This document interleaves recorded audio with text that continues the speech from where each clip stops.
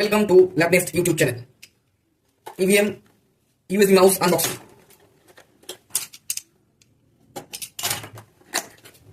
एकदम basic model है EVM का, देख लीजिए।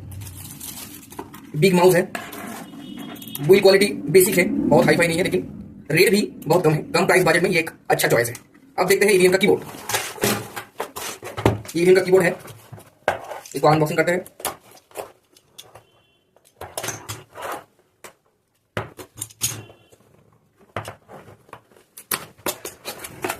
एक बेसिक मॉडल है EVM का, बहुत कम प्राइस रेंज में है ये। 220, 250, 260 के अंदर ये मिल जाता है। एक साल वारंटी भी मिल जाता है और पूरी क्वालिटी बहुत खराब नहीं है।